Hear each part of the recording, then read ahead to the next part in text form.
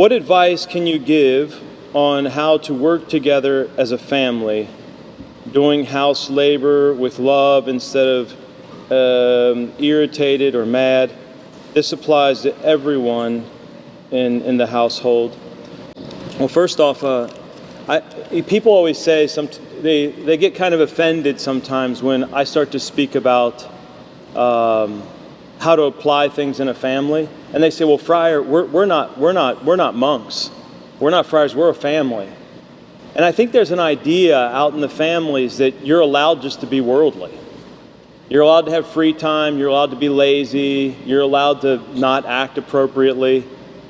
And that's been the whole point of these talks, is that just isn't the case. Like we have a high demand put on us, and we want that high demand because it means it's a dignified thing, right? To be lazy is not a dignified thing. To sleep in on your stomach on your bed for a long period of time, it's not a dignified thing. You're like cattle. You're like cattle just laying there doing nothing. Men aren't supposed to do nothing. Even before the fall happened in the garden, men worked. They just didn't work by the sweat of their brow. So don't think that like the Garden of Eden, there was no work. Men work. Women work. That's part of our nature. We have to keep ourselves busy, because if we're idle, then we'll fall into sin, right? And really the sin of it is you're living contrary to your dignity. And the more contrary to your dignity that you live, the more like the beasts you become. So that's why focusing on food, we don't care about food. We care about being able to have the strength to do our work. It's not a problem to like food. You see, that's not a problem. The problem is to focus your energy on food. That doesn't mean a mother shouldn't cook a good meal, or the husband or whoever's cooking the meal shouldn't cook a good meal. Even the brothers, if they cook a little too nice, I tell them it's a time to stop cooking so nice. But they have the ability, usually they do that as a charity. But the other brothers who receive the food don't receive it in some kind of like, this was so, we don't talk about it. If it was good, thank God. If it wasn't good, treat it the same as if it were good. Just eat it. It's important that the family, as St. Paul shows very clearly, does represent the church. The husband represents Christ, and he needs to take that role as Christ in the family. That means he has to love his wife and not be overly burdensome to her. The wife has to be the church with her spouse, Christ, and she shouldn't be overly nagging with her husband and overly demanding as well. They support each other. Christ isn't that way with his spouse, and his spouse isn't that way with him. You see? That has to be a reality in your families. The children have to be obedient because we're always under authority. And when you get to that age where you don't want to be obedient anymore, you need to realize, I'm a pain. Meaning you young people who are being a pain to your parents, you should look and point at yourself. I am a problem on the family. And you shouldn't be a problem on the family. Your job is to be under your parents and not give them hardship. They had to do the same thing. And now, even if your parents were bad children when they were younger, it doesn't mean you're allowed to be a bad child, because you have to be a child in the family. And I mean anybody under 18. I know most of you aren't children. But anybody under 18 living under your parents' roof, you give them due honor and respect, not because they're the best parents ever. They're the parents God gave you. And so you do it out of respect for God.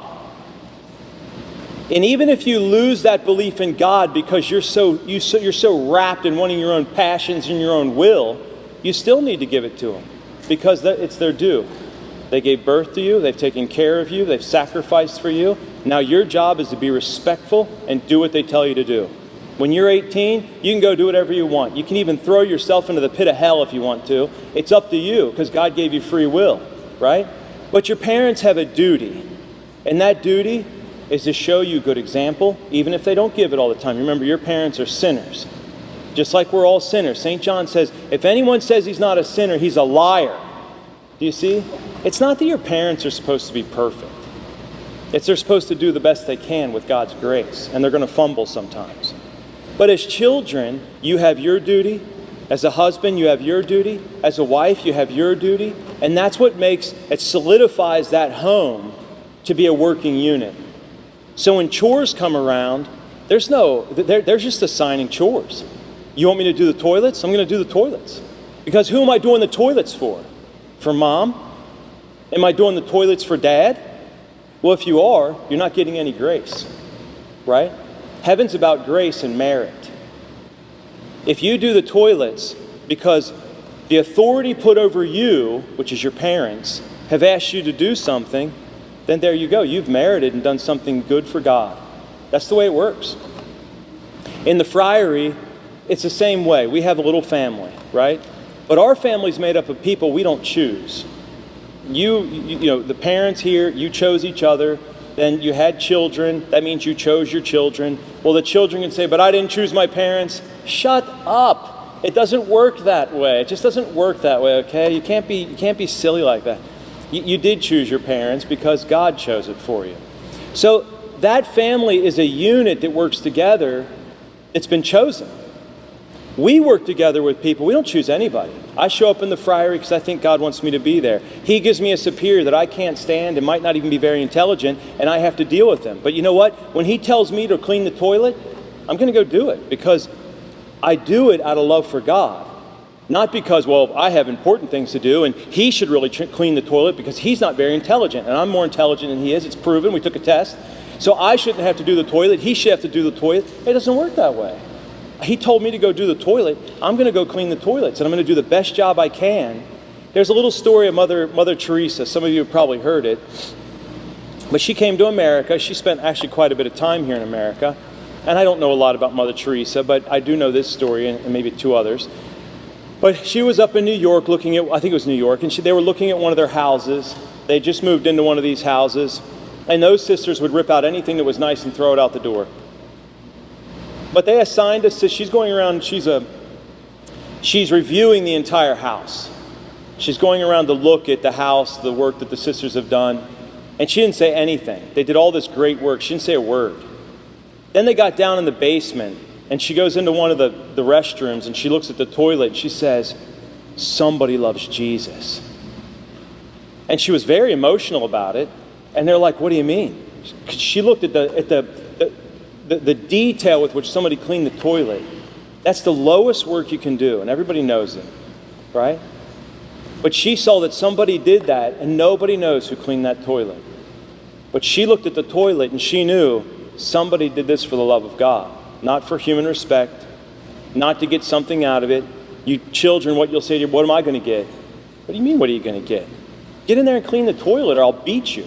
And I'm not a proponent of corporal punishment. I'm not against it either, but I've worked with really hard kids. I worked with at-risk youth for a long time in the forest, and we didn't even have buildings, and we didn't have things to play with. We just walked into the forest, and you were there with these at-risk youth, kids from really bad backgrounds, manipulative parents, drug abuse in general.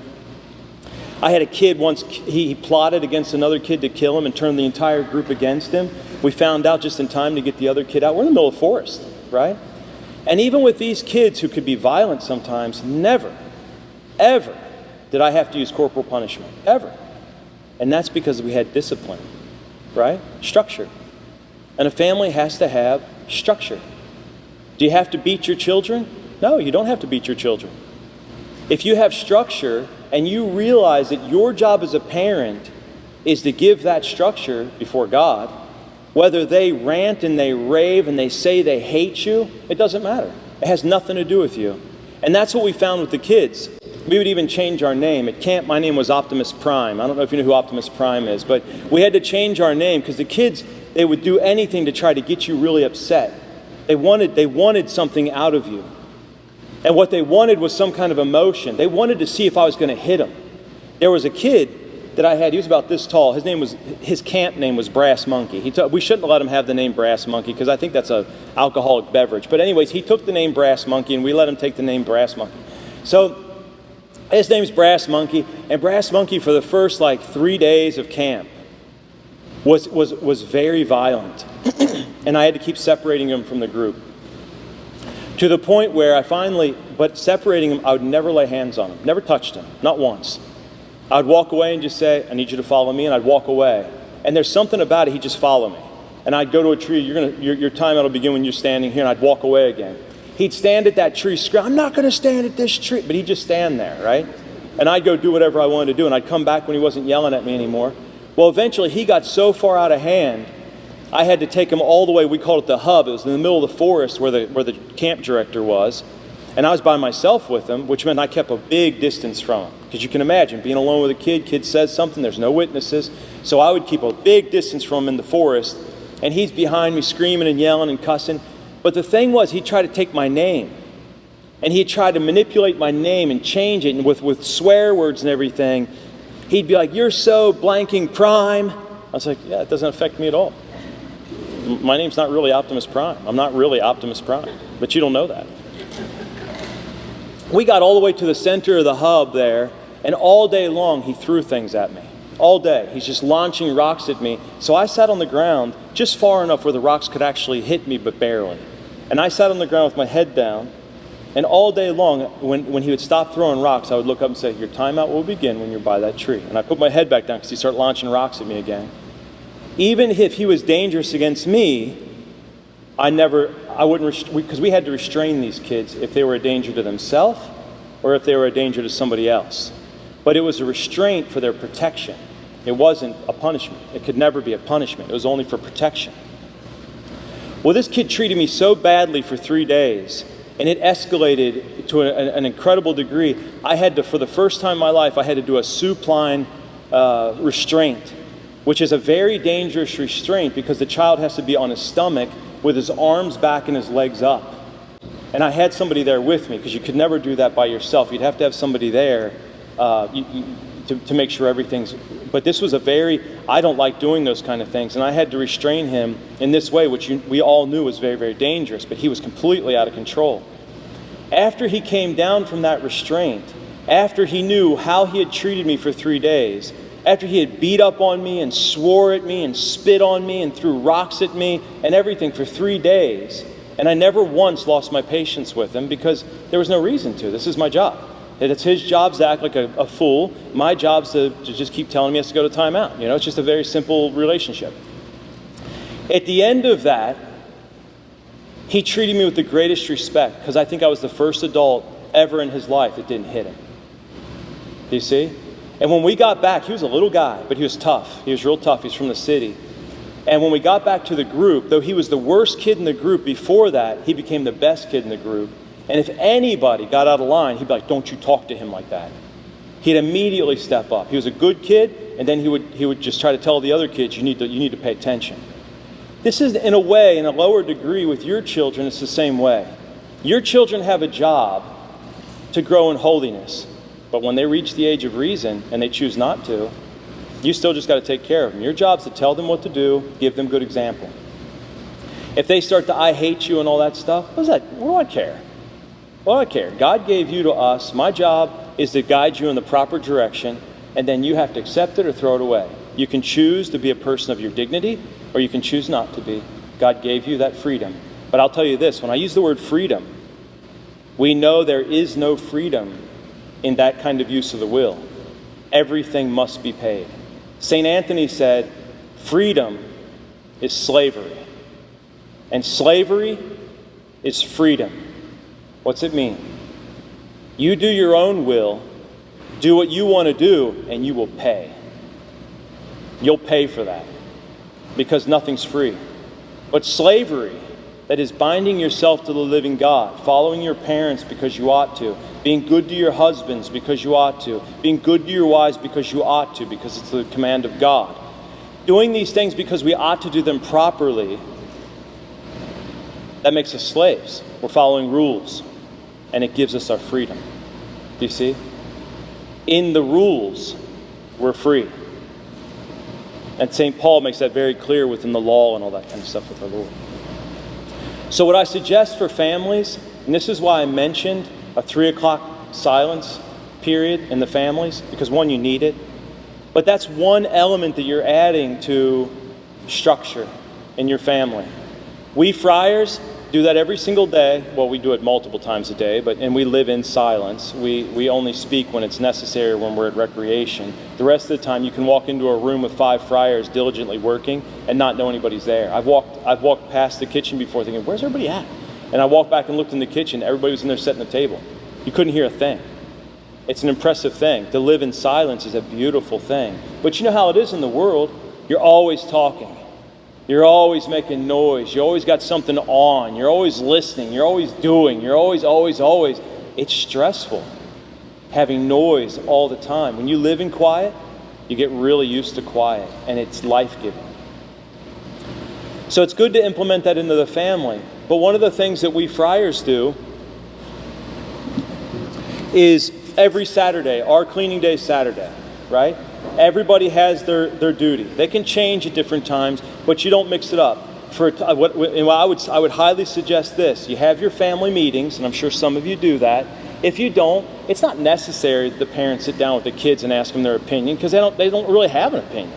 It's good that you want to let them do something, but they have to follow rules, and it's important to follow rules because we live in society. So, but they have the father of the family divvy out, just like the superior of the house for religious have to do. Here's what everybody's rules are, at least for this month, or whatever you decide to do. You give people their structure. You're going to do the toilets. You're going to sweep the floors. You got to take care of the tray. You got to. And then everybody just has to do that. Well, what if they don't do it? You just let the whole family down. Once when I was in Italy, and I was still getting used to this kind of religious life stuff, I had an important job for the liturgy. My job was to go around training priests and people for the liturgy, and I taught a lot of stuff on the liturgy. Well, I let it go to my head a little bit. When I got to the house of theology, I was new in the house of theology, so it means I was in the bottom rung, really, in the house of theology. And we had to go to the market and beg. Now, as an American, that wasn't easy for me. Going to the market and begging for food, I didn't think would be so easy to do. I didn't really want to go do that. So I went to my superior with a trumped up, a puffed up excuse of why I probably shouldn't go to the market, because I had this really important liturgical work to do. And I did. There was ordinations coming up. We had professions happening. Those are very complicated liturgies in the old rite. And so, there is a lot of work you have to do. He just looked at me. So I'm asking on Saturday not to go to the market and beg for food. And he just looks at me and says, who else is going to do it? I'm thinking, yeah, you're right. I mean, you got men here that are on the verge of being ordained deacons. You've got all these seminarians here. They're all studying for the priesthood. That's my job. I'm supposed to go beg for food. If I don't do it, somebody else who's busy has to go do it. This is an example for the young people. That's what it is in the family. When you're asked to do something, you just do that thing, because that's how you contribute to the family. It's not right that dad has to go work all the time. Mom has to take care of everything, and a lot of times the families, I know everybody has a different structure, has to take care of all the household things, all the bills and all these kind of things. Dad has to take care of all the things in the world. I know each family's different, but still there's a lot of stress that's on the parents, and the older you get, why can't you help out? It's an honor to be able to help out and contribute to the family. It used to be. Now I think what it is people like to be lazy. Right? A decrease in your dignity. So that structure, if you can find a way to implement that kind of structure, that's what I would highly recommend for families, is to have everyone knows what they're supposed to do and they know how the day's spent. You have your evening prayers that are always at the same time. Try not to fluctuate unless there's something that happens, there's emergencies in the family, whatever. But there was a story I heard about that there was a family that even if Protestants were in the house or whatever, they prayed the rosary at 6 o'clock. So no matter who was in the house at 6 o'clock, everything stopped. Prayer was said. Why? Because Dad said so. Dad led this. He wasn't waiting for the wife to keep, are we going to do it? Could you please say something? No, Dad said, 6 o'clock rosary. This is important. We do this. No matter what's going on, we stop, we pray the rosary. I don't want to. What do I care? 6 o'clock, we pray the rosary. There's no argument here. We're not talking about it. Do you see? Structure. You just need to come up with the proper structure to have in the family. And I think that should help most people. It is difficult because it'll start to lay more on the shoulders of the fathers. Because really it should be your duty. You shouldn't have to have, the wives shouldn't have to keep coming to you to get you to take control of the family. You should take control of the family. And that's how you support your wife. You see, because Christ is the head of the church.